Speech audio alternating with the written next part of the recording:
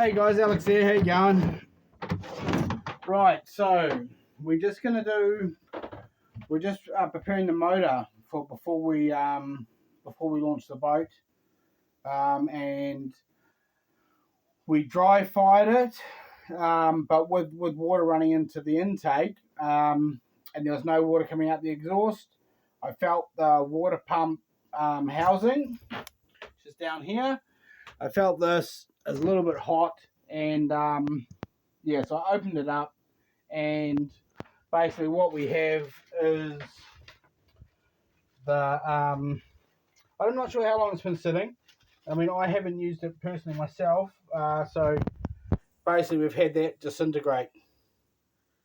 The rubber's still malleable, but it just hasn't. I think it was a bit dodged up, so it had like a random screw in there that was holding it, which was this one here, which was floppy. It didn't do what it was supposed to do. So yeah, that could have played a part as well. So as it was turning over, because it wasn't the right size, it was flopping first before it grabbed, and maybe that was had an impact. So what I'm going to do anyway, guys, I'm just going to show you how to pull this apart, really. So, oh, bear with me a second here. This isn't the best camera angle. So basically, it's pretty simple. First thing first is you undo the clip for the air filter and take that off. Right, simple as. That's just got a screw here. Undo that. This slides right off. Boom, easy. Right, second thing. There's a hose clamp, or there might be a fitting if it's an original engine and it hasn't been modified. This may have been modified. This one's got a hose clamp here joining it onto the other T-piece here that then goes through the thermostat, and then this one goes directly into the engine. And then you also have another joint down here, and it has a C-clip that holds it on. So that C-clip goes on like this, and it has two bolts holding it on, right? So that C-clip, undo the nuts on that, take that filter off, the air filter off first, undo those, that comes off, right? Then it's as simple as pulling this hose off, and the water pump slides out. So I've already put a new water pump in this casing. I'll just show you before I do it all up.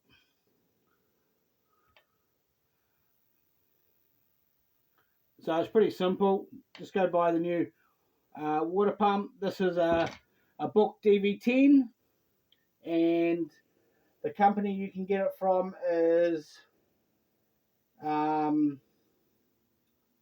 what is it? It's the Parts House over on the shore, on North Shore. If you live here in Auckland, you can see their brand new water pump, and it's also got water pump lube in there, so that when you start it dry, before the water can actually get up and in there, it's not going to hurt the impeller. Right. So bear with me just a second. We'll do these up.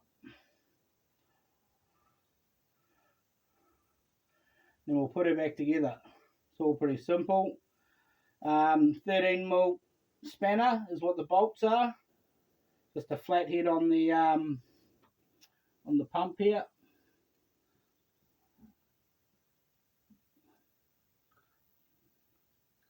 As I said, this is a bukh DV10 single cylinder diesel engine. So fuel efficient, simple as. You've got to keep on top of them, you know what I'm saying? Like, you know, they're a great engine, but you've got to make sure you're doing the maintenance. You know, nothing's going to last very long if you don't do the maintenance, you know. So these pumps on these, this isn't actually the original pump. Apparently there is an original pump that went for these as well, but this is actually a Johnson pump. See that? Made in Sweden. You can see that. Yeah, so they're a good pump, and they do what they need to do. Right. So what we're going to do next is put this bad boy back together. So what I'll just do, let's quickly duck out here.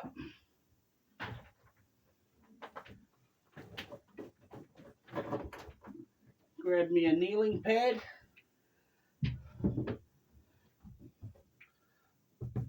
Oh yeah, that's the good stuff right there. Right. So this pump runs on a geared down camshaft, basically. So you need to line that up. So that's on there now, right?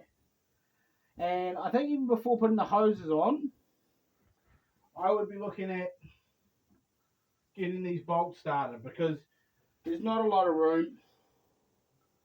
So you're probably best to get done what you can, really. There's a shorter bolt for the bottom and a longer for the top. I'm not sure if that's factory or just someone couldn't be bothered doing up a long bolt on the bottom.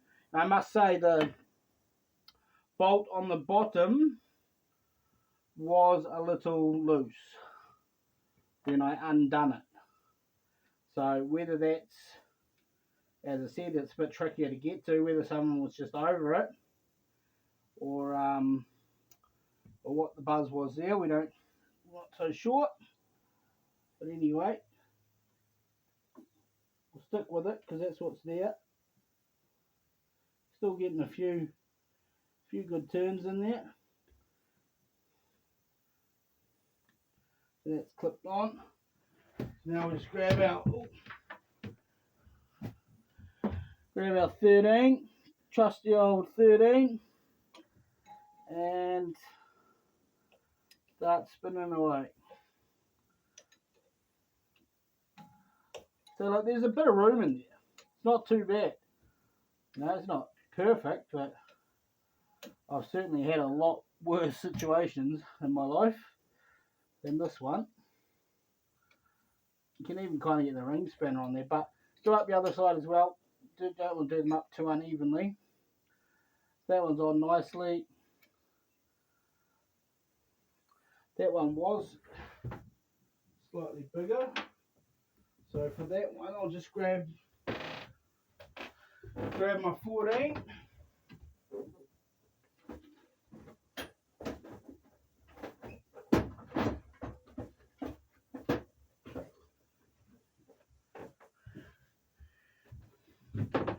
It's actually bloody hot in here today, that's for sure. Got a bit of a sweat on.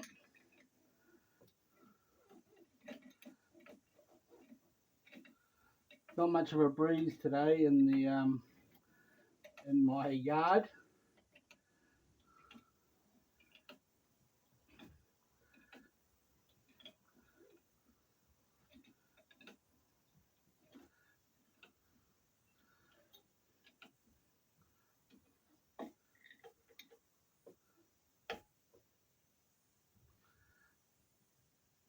We're not looking for anything to go wrong on this, so tighten up as much as you dare, I guess. As much as you feel comfortable tightening it. Then at the bottom here, we'll connect up this other hose.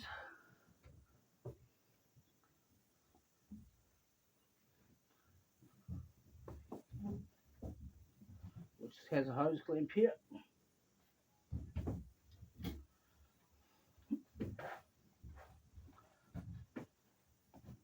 Oh, Jesus.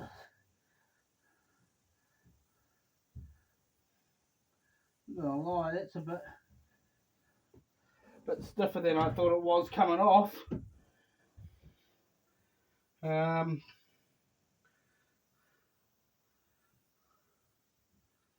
crank's there.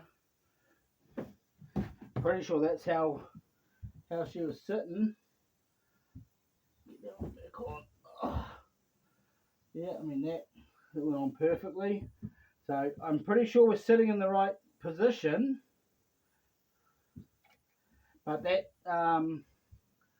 blue hose on the bottom there sort of has now had a chance to, because it's a rigid. They've used a rigid pipe. They've used a PE, a blue water main pipe, and I can see why they've done it, because there's no chance of it rupturing. And with that being below sea level, you know, that would be a pretty big issue if something like that ruptured. So I guess the only thing we can really do in this situation, just to make sure we can get that blue pipe to slide on, is throw a bit of heat at it, really. I've got a thing here, I could sort of try and manipulate this round a bit, but also just throw a touch of heat at it. Maybe just get it that little bit more malleable. You know, you don't want to melt it, but see, now it's just got that touch of flex to it. So that might just do the job. Wow. Oh yeah. So that just went on beautiful, like a glove. And then we can get this hose clamp back up there while it's still a bit soft, and really get some pressure on it. As I said, this is really what's stopping the boat sinking, you know. If those lines, you've got a seacock valve there, you can turn off, but obviously if you don't notice it, now that's a bit more of an issue. Okay guys, so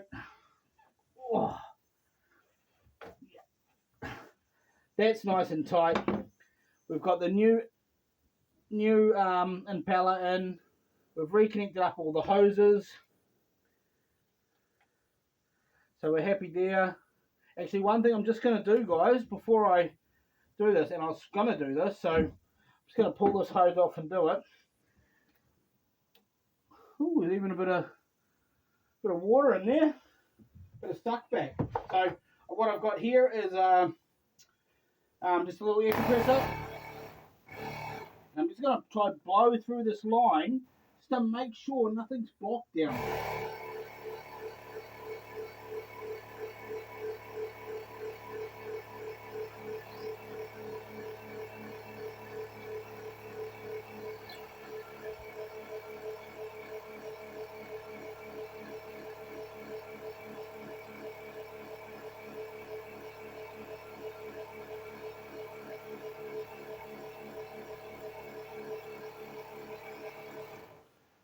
Now, I'm still seeing water in there, so that doesn't convince me 100% that it's fine. But the seal is pretty average. So what we're going to do is get a bit of thread tape. We'll just wrap this around the head here just to make sure we actually get a good seal when we go in there, because we want to make sure that we're pressurizing that line, and if there's any water in there, it should really push through into the exhaust system, because that's where it's supposed to go. So I'm just going to turn this back on.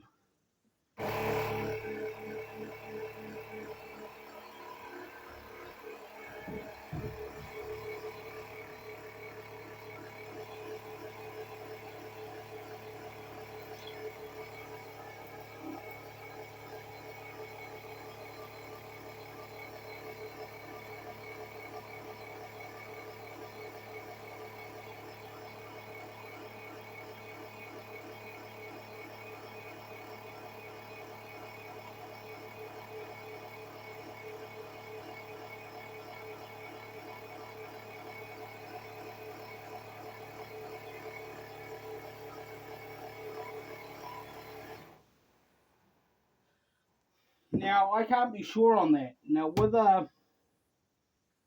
with pressure in there, should it be pushing through?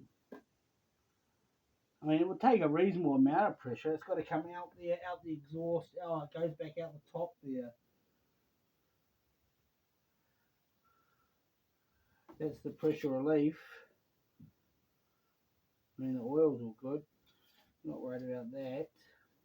The other thing up here is the thermostat, but it does have a temperature gauge.